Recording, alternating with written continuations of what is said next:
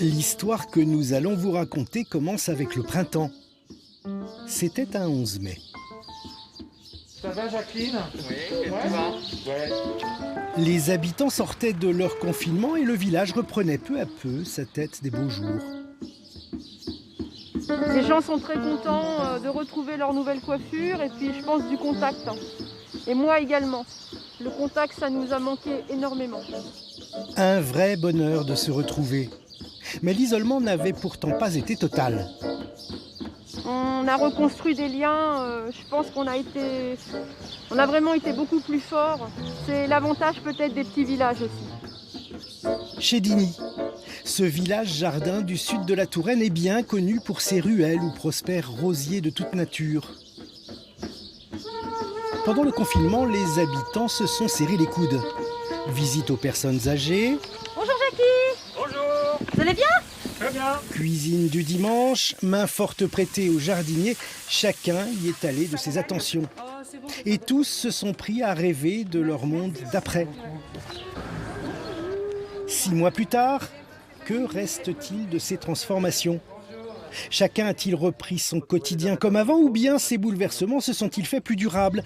Nous sommes retournés voir ces habitants, toujours aussi fiers de leur commune. Premier jour de juillet.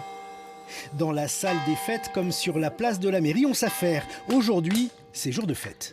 Soit tes doigts. Hop là. Chez Jeanne, c'est le nom du café associatif qui réunira chaque week-end de l'été habitants et visiteurs. Un moment très attendu. On a vraiment besoin de se retrouver. Ça nous titille. Parce que nous, on a annulé beaucoup de choses ici sur Chédigny. On a annulé le Festival des Roses, on a annulé le Festival de musique baroque, on a annulé 2 des expositions du pressoir.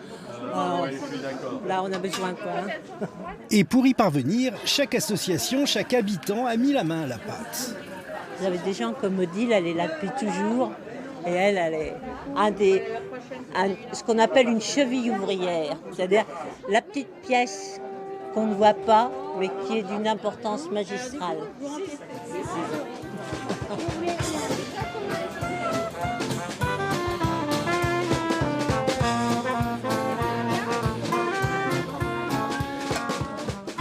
Pierre Louot, sénateur et ancien maire à l'origine de l'embellissement du village, a beau avoir passé la main, il reste lui aussi encore aujourd'hui très investi.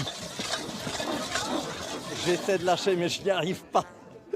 Et c'est vrai que c'est une passion partagée avec tous les habitants depuis 45 ans et je crois qu'on a besoin les uns des autres.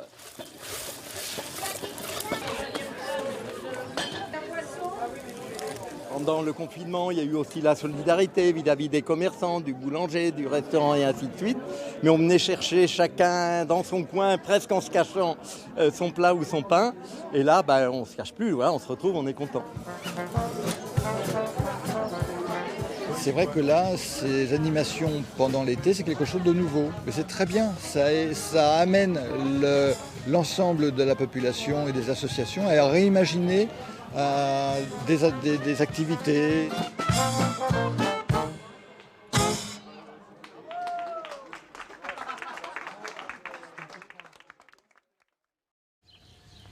Retour à la mairie, quelques mois plus tôt. Renouvelée pour plus de la moitié de ses membres juste avant le confinement, l'équipe du maire avait dû s'organiser pour veiller aux habitants les plus fragiles. Chaque élu a un secteur de diffusion où on s'est occupé des gens qui habitent dans notre secteur. Chacun aller faire des courses ou prendre des nouvelles, voir si tout va bien, aller chercher le pain, enfin voilà.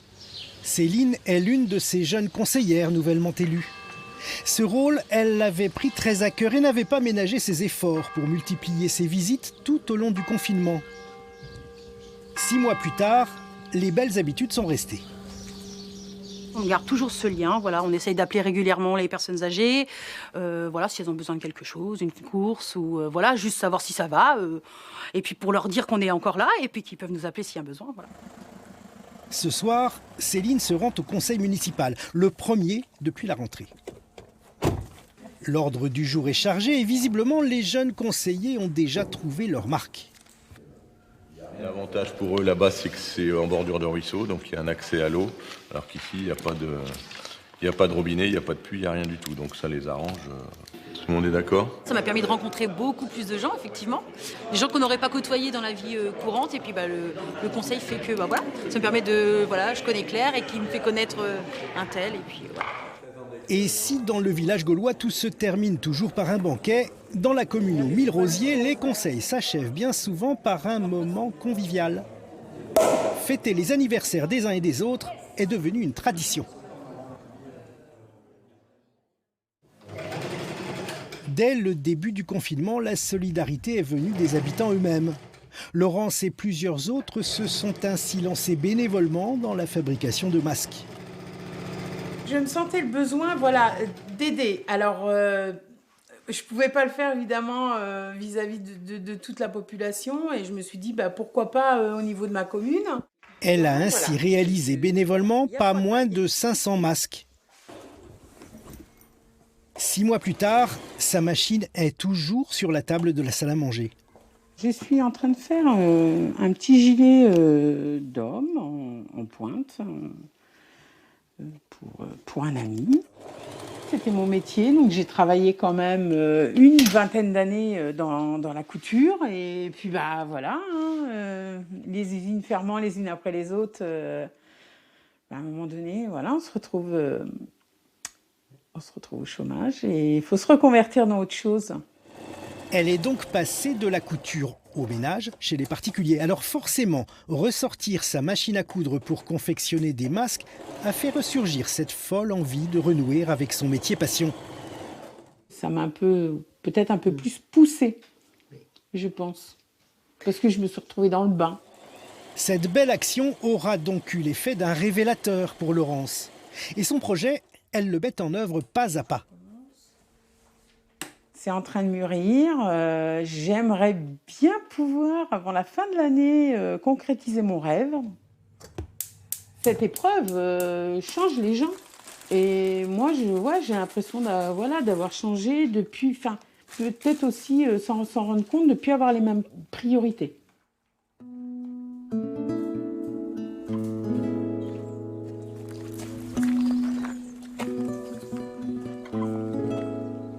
Une proportion de fleurs légumes qui est comment à peu près?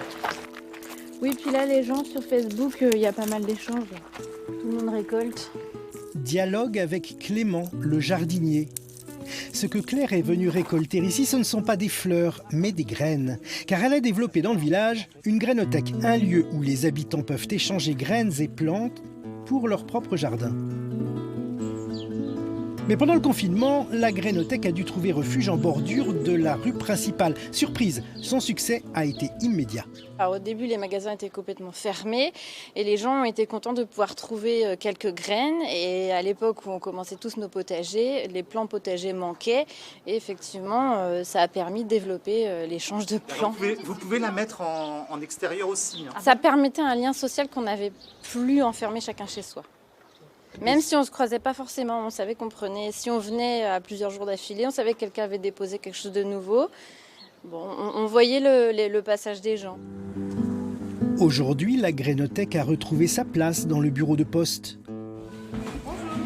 Et ça tombe bien, car Madame la postière est aussi elle-même férue de plantes. Il y a un monsieur qui est venu, il m'a déposé les graines de tomates, donc t'as plus qu'à les ensacher. Ouais, impeccable. Et bon, tomates cerises, je pense basique. Ouais, voilà, on va en avoir pas mal. Ok, super.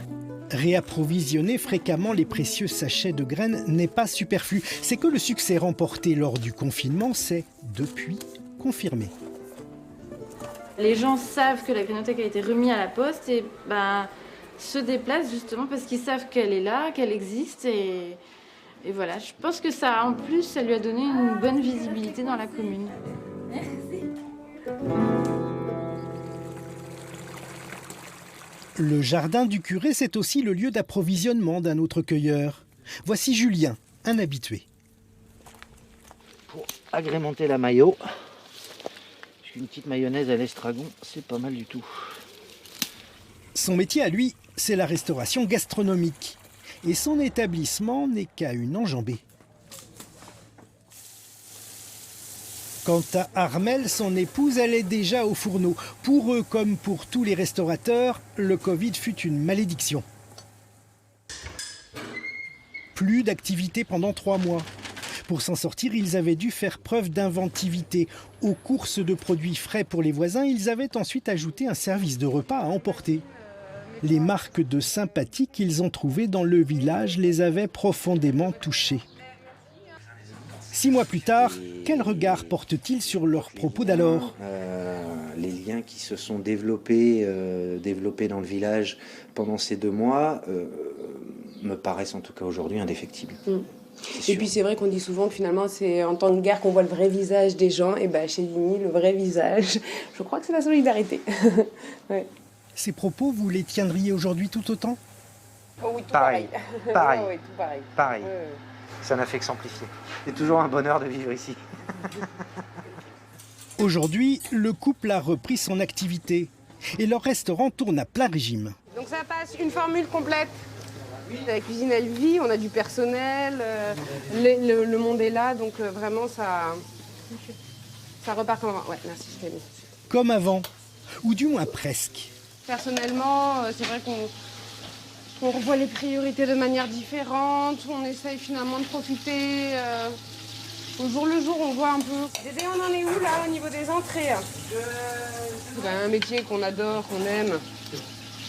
Mais qu'à côté, voilà, d'allier aussi une vie personnelle et avoir voilà, un rythme un tout petit peu plus léger qu'avant, et ben, c'est pas si mal. Retrouver le goût du temps pour soi, c'est aussi l'un des bénéfices de cette décidément bien étrange période. Mais revenons à ces rosiers, depuis bien longtemps emblème du village, avec l'histoire de ce pied plein de qualité, apparu spontanément au détour d'une ruelle.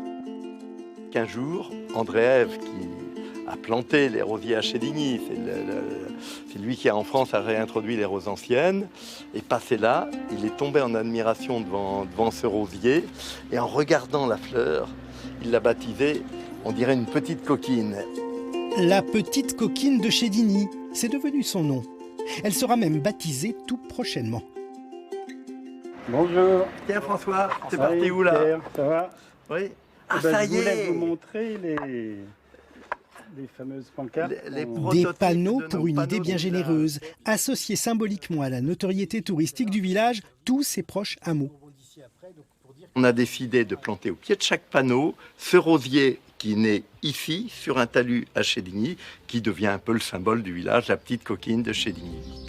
35 hameaux auparavant un peu oubliés sont ainsi réunis.